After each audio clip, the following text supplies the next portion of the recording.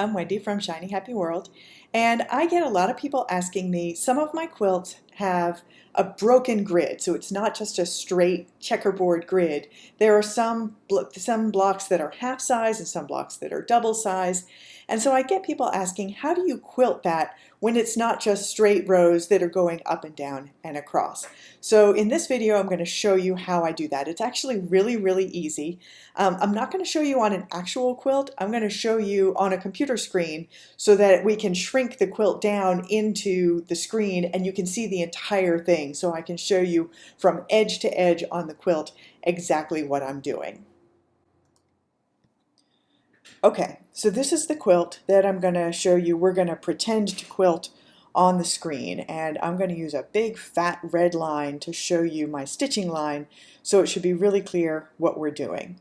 So this is a combination of the sea creatures quilt, which is everything that's not a fish in here, the whale, the shark, the squid, etc., and the fish quilt, which is all of the fish that you see in this block.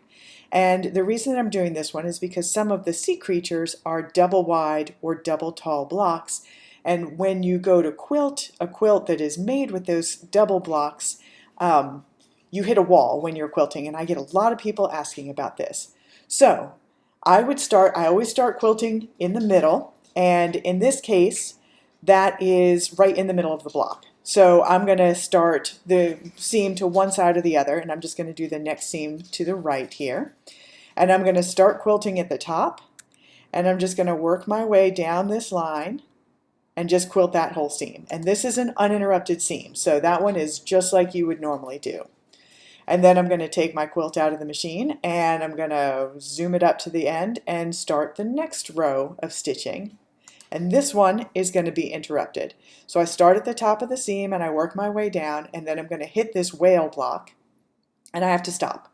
So I just stop there, not backstitch, do whatever you do with your machine in order to secure the threads there. And then I just hop right over the whale block there, and then I would start quilting again here, again with some kind of a knot or backstitching or whatever you do on your machine to secure your threads. And I would go all the way to the end, uninterrupted again. And then I've done that half of the quilt. Then I would take the quilt and I would spin it around. So I'm just going to flip this image as though I'm turning my quilt around. And again, I'm going to go back to the middle of the quilt and start my stitching. So I start at the top and I just stitch until I get to a block that's blocking my way, and that's this shark.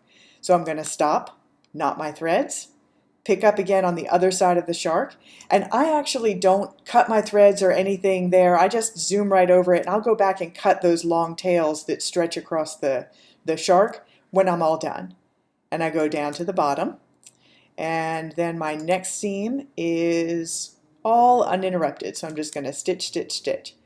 And then I turn my quilt so that I can do all the sideways seams. So for these, again, I would start in the middle, which is in the middle of the block. So I'm going to start right next to it and just stitch all the way down, uninterrupted. And I'm going to do the next seam, stitch until I hit a roadblock. That's this squid block. I'm going to knot my threads, pick up on the other side of the squid. You can cut your threads there or not. I just don't bother. And go zip it and do that last little bit. And then I am going to flip my quilt one more time to do this last quadrant. And for the rest of the quilt, I think it's all uninterrupted stretches of stitching. So yep, I'm going to do those last few lines. And now let's turn the whole thing so you can see it. So I've quilted all of that. I've knotted my threads where I had to interrupt my line of stitching to jump over one of those double blocks. Knotted it again on the other side, picked it up, and now the entire thing is quilted.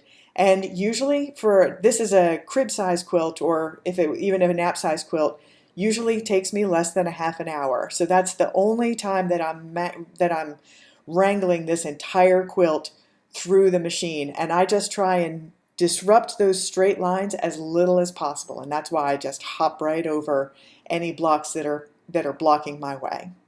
So that's it. It's really easy. You just hop over the blocks that get in your way and interrupt your seam. I'm Wendy from Shiny Happy World. I'll see you next time.